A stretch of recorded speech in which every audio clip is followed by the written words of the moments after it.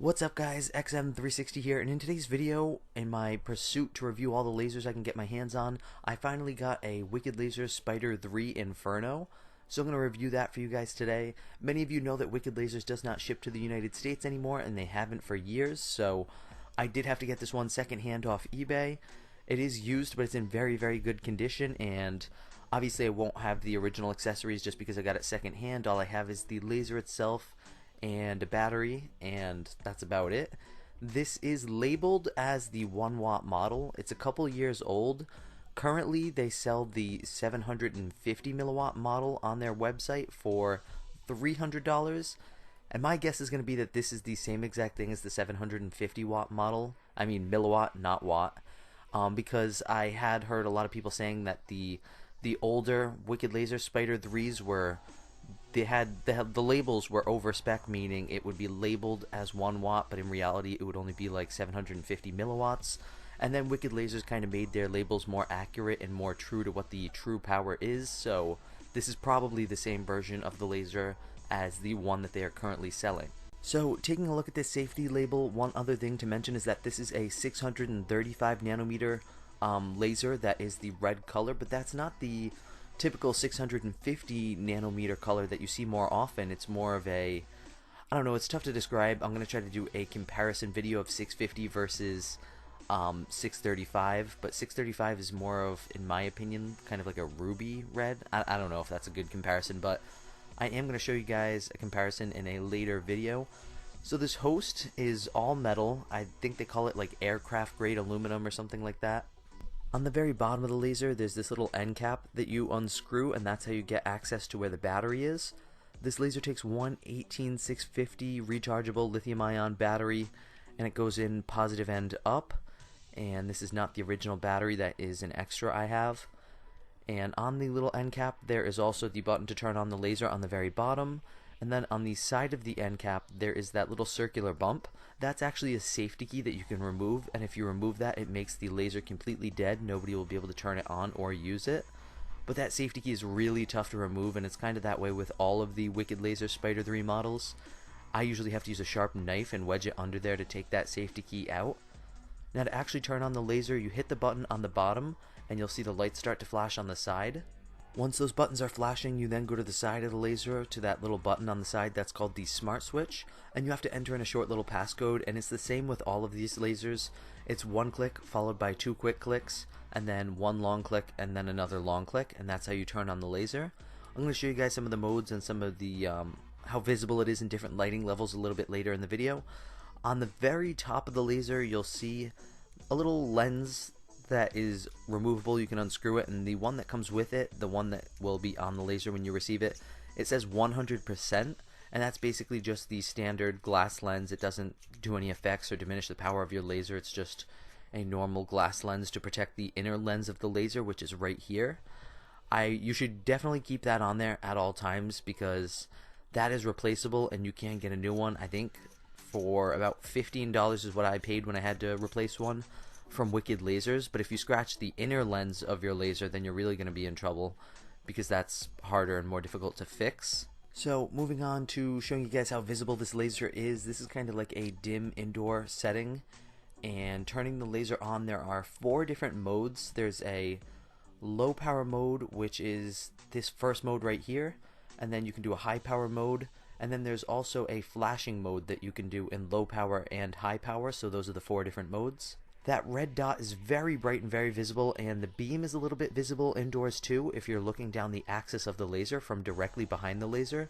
If you're holding the laser sideways, you really can't see the beam indoors, but always make sure you use laser safety glasses whenever working with this laser, because it's very bright and you don't want to get any indirect or direct eye damage.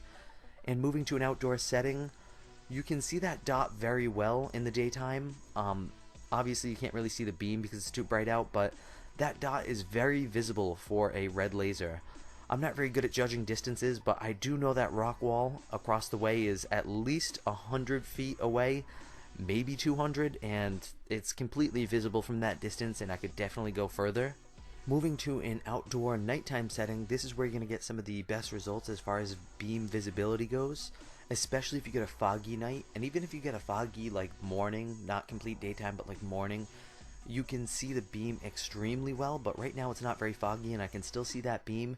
Even if I'm holding the laser sideways, I can still kind of see the beam in front of me. Red lasers generally are not very visible just because they're far from the number of peak visibility, which is 555 nanometers, and that would be like a greenish color. So red is kind of not that visible usually, but this one's very strong, and as you can tell, you can see the beam and dot very well at night. And I didn't get a foggy night, but if you ever get a foggy night, try it because the thing's like a lightsaber. It looks great. Now, one thing I am noticing, which I'm not sure how well you guys can see on the camera, is the beam on this one is just slightly crooked. It's very minute, and most people probably wouldn't even notice it. But I'm always very critical of that, and I always check with my lasers to see how well the beam is aligned with the host. This one's just slightly crooked. So, I mean, it's not a huge deal because most people probably, like I said, wouldn't notice it, but I did want to point that out. I'm going to move to actually testing this laser with my Laserby A LPM right now, and I'm going to speed up the results because I don't want to spend 6 or 7 minutes of the video just watching the numbers climb. So, starting with low power mode, the result of the first test is about 330 milliwatts. And moving on to the second test, I'm getting a very consistent result. I'm also getting about 330 milliwatts. So that's going to be the strength of low power mode on this laser, about 330 milliwatts. Moving on to the testing for the high power mode. The first test on high power mode is giving me a result of about 815 milliwatts. And for the second test, I'm getting a bit of a lower result at about 790 milliwatts. And for the third test, I'm getting a result of about 790 again. So going between those two, the first one was probably a bit more inaccurate. It might have just been my LPM. I don't know. The consistent result seemed to be 790, so I'm gonna say maybe about 795. So that's pretty on par with the current labeled version of the Inferno, the one that they're currently selling that says 750 milliwatts. That's actually a bit over spec, but it is under spec for what is on the label of my older version, which is 1 watt. So what I'm going to move on to now is the burn test, and I am using the focusing lens for this. And I'm going to start off with some matches. I do pretty much have the focal point figured out. The area with the dot is going to be the smallest, so I will get the best burning results because the laser is the most focused and concentrated in that area.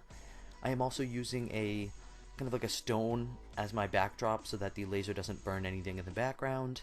And I am using my laser safety glasses, and I do have water down below to drop anything that does catch on fire into.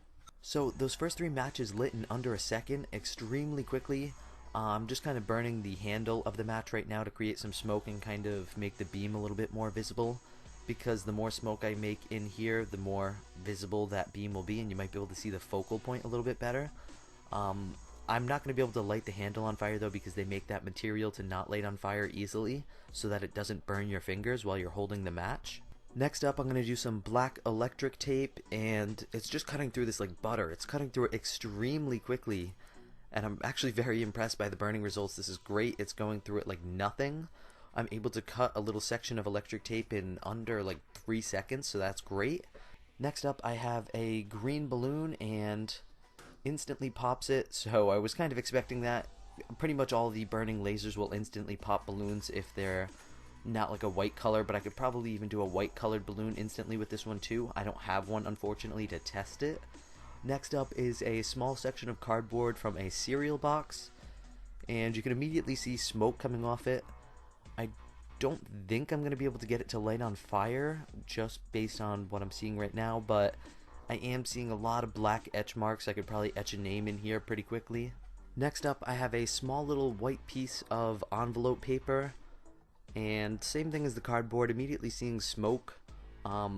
I'm kind of seeing little kind of burn holes, like it wants to start a fire, but it just doesn't have enough heat or enough consistency to start a flame.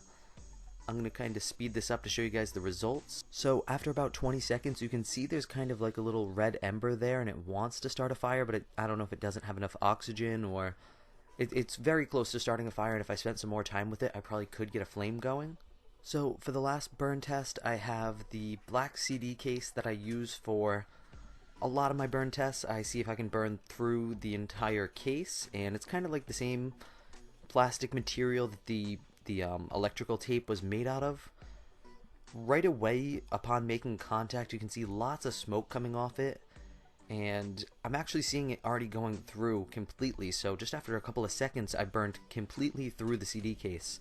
So this laser has some really good burning capability, and I'm going to kind of use this to transition into the reviewing aspect of it. So starting with the host itself, I really love the hosts on these Spyder 3 lasers. I think they're probably the best laser pointer hosts out there in my opinion. The way you can change out the lens caps and the smart switch and everything, I love all of it besides the little safety pin. They need to make those safety pins easier to remove. I wasn't really too annoyed about the slightly crooked beam because, I mean, the more and more I look at it, yes, it's very slightly crooked, but I wouldn't have even noticed if I was anybody else besides myself. I mean, I'm so critical on the beam straightness. It's not a big deal with this one. It's very minute. The strength of this laser was pretty on par with what they currently advertise it at 750 milliwatts, so I am glad that they corrected that and they now advertise it at the correct power rating. And I don't really have too many negatives to say about this laser besides the price tag of $300 is a bit on the higher end. And I know that's kind of a given with Wicked Laser's products. They're pretty much always on the higher end as far as price goes, but I really wish they were a bit more competitive with their pricing. So you will have to fork over a lot of money for this. One big con, or something I should at least mention to you guys, is that focusing lens that you need for the best burning capabilities, that focusing lens is not included with the laser. You will have to give an extra $50 to get the expanded lens kit, which comes with some other lenses as well, but for the focusing lens, which is used to do the good burning, you wouldn't be able to get the same burning results without the focusing lens. You will need to spend an extra $50, so that's kind of unfortunate. And I was very pleased with the burning results. I thought the burning results on this one was great, and I was able to burn everything within seconds. It is kind of a con that they don't ship to the United States, and I think there's like 3 other nations as well that they don't ship to, but that's not necessarily their fault. That's kind of a result of the new shipping laws that prevent the importing of very high powered lasers like this one, so I mean, I can't really hold that against them. Overall, I like this laser a lot besides the price tag and the extra fee for the lenses. I would give this one probably like an 8.5 or a 9 out of 10. So if you guys found this review helpful in any way at all, hit that like button down below, and if you're new to my channel, hit that subscribe button for a bunch more great laser reviews just like this one. And as always guys, thank you for watching from XM360.